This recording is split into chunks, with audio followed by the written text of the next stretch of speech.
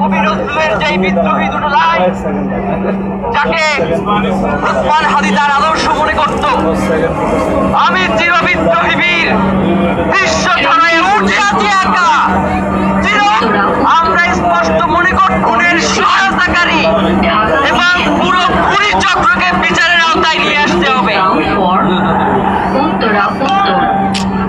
আগামী 24 ঘন্টার মধ্যে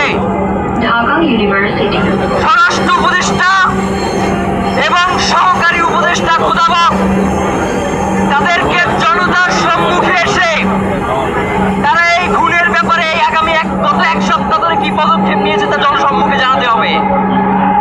যদি তারা জানাতে না পারে তাহলে তাদেরকে পদত্যাগের জন্য প্রস্তুত থাকতে হবে। আমরা ইনকিলাব মঞ্চ কোনোভাবেই শরীফ ওসমান হাদির রক্তকে বৃথা যেতে দেব না। আমরা ঘোষণা করতে চাই শরীফ ওসমান হাদির রক্তের মধ্য দিয়ে বাংলাদেশ ইনসাফ কায়েম হবে। আপনাদেরকে তিনি বারংবার বলেছেন বাংলাদেশের স্বাধীনতা সার্বভৌমত্ব রক্ষা এবং ইনসাফের লড়াইয়ের জন্য আমাদেরকে যদি জীবন দিয়ে দিতে হয় আমরা জীবন দিয়ে দেব, তবু ইনসাফের লড়াই ছাড়ব না। সুতরাং প্রিয় বন্ধুগণ, আমাদের এই ইনসাফের লড়াই লড়তেই হবে। আপনারা রাজি আছেন কিনা?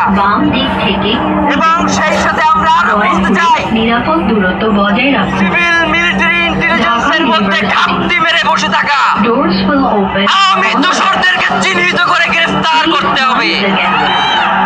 প্রিয় সংগ্রামী বন্ধুগণ, শরীফ ওসমান হাদির পরিবারকে জানানো হয় রাষ্ট্রের পক্ষ থেকে আপনাদেরকে যদি কোনো সুবিধা দরকার হয় আপনারা আমাদেরকে বলবেন।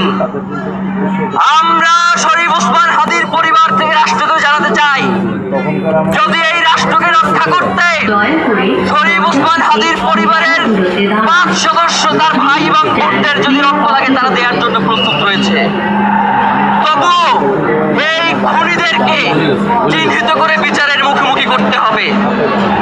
আমরা আপনাদেরকে আরেকটা ঘোষণা দিয়ে আজকের বক্তব্য শেষ করতে চাই। ওসমান হাদির নিরাপত্তার জন্যই কোন জায়গা থেকে তার লাশ নিয়ে যাওয়া হবে আমরা জানি না। ওসমান হাদি ভাই কি মৃত?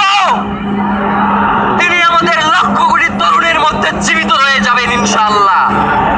আপনাদেরকে জানিয়ে দিতে চাই কোনো ধরনের সহিংসতা ছাড়া আমরা যেহেতু ওসমান হাদির লাশকে আমরা জাতীয় কবি কাজী নজরুলের পাশে দাফন করার ব্যবস্থা করতেছি, আপনারা সবাই এই প্রোগ্রাম শেষে জনতা মিছিল নিয়ে শাহবাগে চলে যাবেন। আমরা ওখানে গিয়ে আপনাদের সাথে দাফনের পরে কথা বলবো। হয় বাংলাদেশের স্বাধীনতা সার্বভৌমত্ব থাকবে, বাংলাদেশের ইনসাফ কায়েম হবে, নয়তো আমরা বাংলাদেশের জন্য রক্ত দেওয়ার জন্য সবাই প্রস্তুত রয়েছি। এবং ইনকিলাব মঞ্চ ব্যতীত কারো কোনো প্রোপাগান্ডায় আপনারা কোনো ধরনের সহিংসতার পথ বেছে নেবেন না। আমরা ইনকিলাব মঞ্চের পক্ষ থেকে আপনাদেরকে জানাবো কখন কি ব্যবস্থা গ্রহণ করতে হবে। আপনাদের সকলকে, এই লক্ষ লক্ষ মানুষকে আজকে শরীফ ওসমান হাদির জন্য যারা এসেছেন শহীদ শরীফ ওসমান হাদি, তাকে আমরা সবাই দোয়া করব এবং তার যেই লড়াইয়ের পথ, তার যেই সাংস্কৃতিক আন্দোলন, তার যেই আধিপত্যবাদের বিরুদ্ধে লড়াই, আমরা সকলে সেটাকে একসাথে প্রতিহত করব।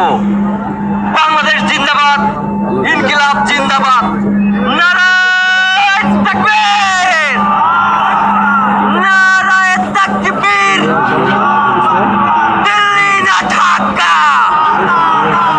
দিল্লি না ঢাকা, গোলামি না আজাদি, ক্ষমতা না জনতা।